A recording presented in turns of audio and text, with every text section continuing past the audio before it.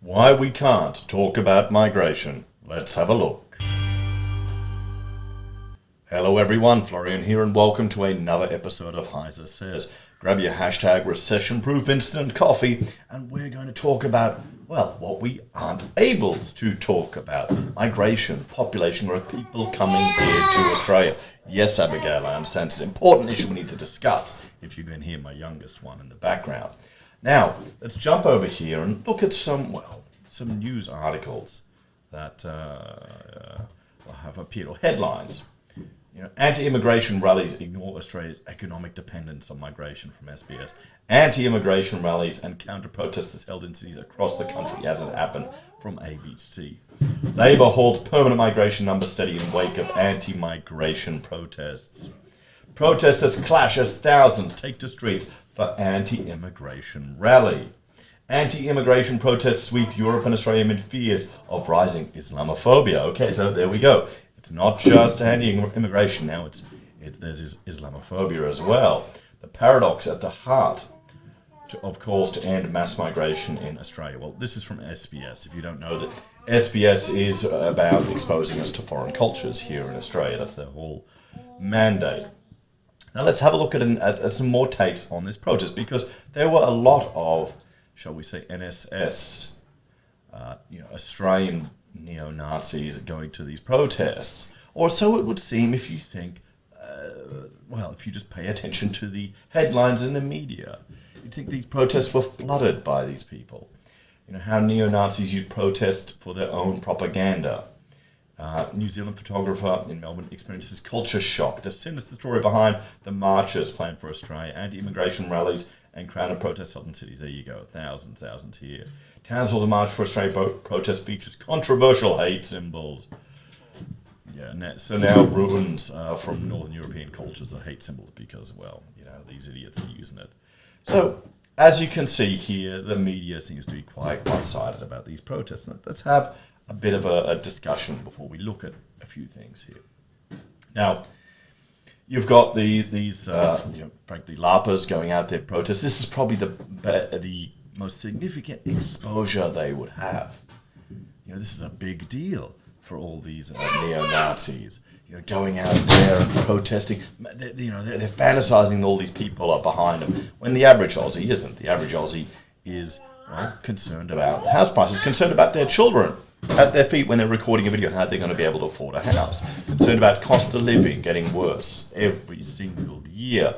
Governments promising us cheaper power and it just getting more expensive. Petrol getting more expensive. Taxes getting more expensive.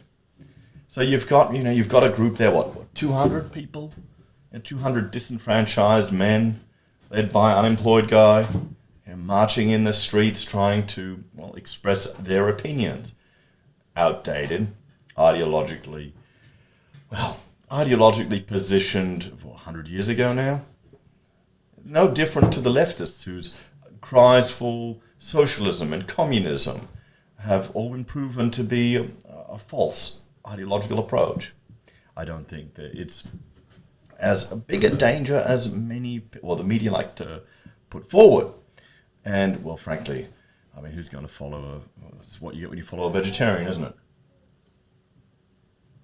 There are some arguing that these organizations are, controlled by the powers that be to go and attend these events so that the average Aussie will be dissuaded from protesting and voicing their opinion. That wouldn't be the first time something like that has happened. I wouldn't be surprised, but I also wouldn't be just as surprised as these blokes going out there and thinking they're actually getting some mainstream exposure. But I want to talk to you why the media is latching onto that, why they're latching onto any negative thing in these protests, because you hear lots of normal people from a diverse range of ethnic backgrounds are going to these protests to just be critical of our migration and population growth here in Australia. Let's have a look at a few things. This is Australia's annual population growth due to net overseas migration. And let's bring up my ruler here in good old OneNote. We'll sketch over here. We'll have a look at some of these numbers. Now, I asked asked Copilot ChatGPT-4 to look at the migration from 2000 onwards. Okay, 2000 onwards, and we can see here, we went from 100,000, 150, 200,000, 250,000 net per year. Now you're thinking, okay, yeah, but you've got to understand, it's been growing since 2000 to 2008, peaked at 260,000, and here's COVID. We can see here COVID jumping right back down, shooting right back up. Okay, but and here's the figures. It has grown significantly since I'm looking at the numbers down here. This is over 4 times the 20th century peacetime average. 4 times the average for during all of peacetime in the 20th century, in the last 100 years. So we're having significant economic growth. And I would hazard a guess that our ability to provide amenities, accommodation, housing, water, hasn't really improved this side of the century as opposed to the last century, has it? It definitely hasn't everywhere. If anything, construction methods are getting more and more complicated. We're trying to find ways to be more efficient, but there you go. So we can see here, this is why people are concerned, because we're 4 times above what we have been for the average of peacetime in the last century. That's not fake. That's not a joke. That's reality. So you can see why a lot of people might be frustrated. And hang on 1 second.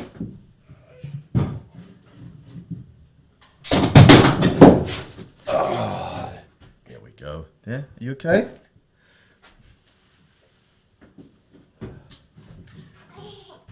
Okay. Yep. She's playing around, keeping me company here today. So bear with me. So let's have a look here at some other figures. I asked what our natural population growth was without migration. Okay, because this is why, fundamentally, there's the push towards not having this discussion, why we need to keep these numbers so high. Because, without migration, a natural growth rate of approximately 0.4% per year. If we look at that at births per women, we're at 1.77%. This is below replacement level of 2.1%. Now, we need to maintain the infrastructure we have in this country. People want to get their pensions, people want to get their healthcare, people want to get their education, they want their roads, they want their safety, they want their expensive power, they want to continue voting for more taxes to take away from you and more things to control and influence your lives. And to do that, we need a tax base. And to do that, we need to have a population growing. And we're not. We're not at replacement level. People are not having enough children. This is why I find it funny. All these racist LARPers that are going out there saying, critical of migration or population growth through these methods. Half of them don't have any kids. It's just... So there you go. A lot of them talk. So let's have a look at a few other issues. This here is education. This is one sector. Remember, if you're critical of migration, one, you've got our tax base needing it, civil service needed. Then you have some of the biggest sectors in our country, the biggest components of our economy. We'll continue to lobby for it. We'll continue to push for it. Education, $51 billion. So it's the 4th largest export behind only iron ore, coal, and natural gas. This is me asking co-pilot what the current latest figures are for foreign student, international student sector, international education sector. There you go, $50 billion, guys. This is equivalent to, it's right there behind coal, oil, and natural gas, the big 4. Once you get an appreciation of the Australian economy, how much we're dependent on home loans, how much we're dependent on minerals, how much we're dependent on international education, because, the students come over here, they learn English. A lot of them want to settle down here because Australia is an awesome bloody country. It's nice and, up until recently, safe. Now, we've got another issue here. So you're lobbying against all of this. You've also got water. We're running out of drinking water, everyone.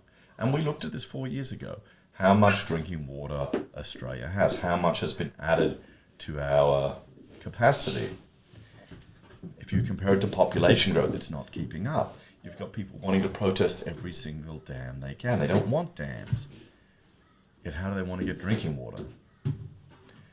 we'll just use just convert salt water, shall we? That's not energy intensive. So that's another issue that we have there, guys. So let's have a bit of a discussion about this now.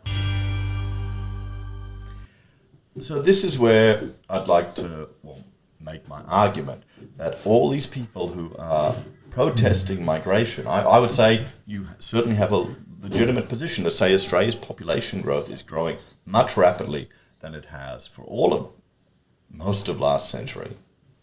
This is having an impact on the quality of life here of Australians. This is having an impact of people who are coming here. We're not even meeting the water requirements that we need. Our cities are going to have a lot of issues coping with this. You've got a whole generation. You've got groups of people that are struggling to get into housing. You've got people who are thinking housing's going to crash down. It's not going to.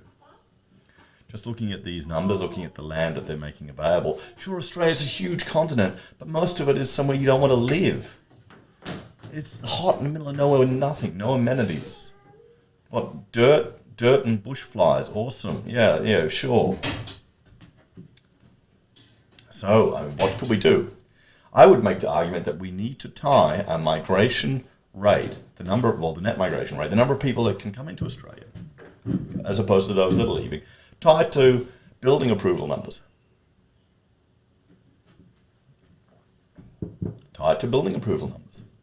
Incentivize local authorities to make it easier for people to build, reduce some of the more onerous requirements. There's talk of pausing national construction code changes, maybe looking at what we can scale back, what reports, requirements, tick boxes that people need to do that sound good. I mean, look at the Energy Star ratings that we're putting on houses. Sure, it sounds good. It all adds costs. Look at accessibility requirements we're putting on houses, private residents.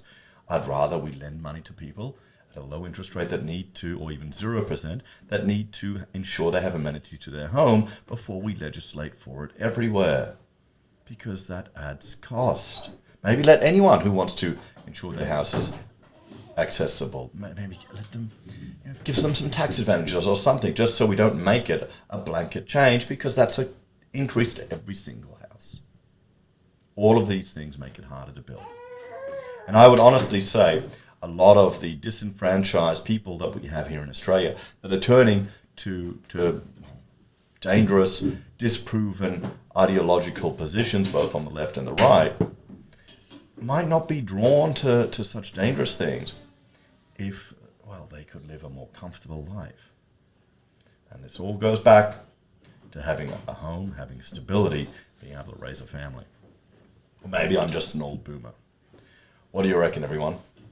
I think the media is definitely doing a number on it. I think they're definitely pushing it a particular way. What do you think? As always, take care, and I'll see you next time. Bye for now.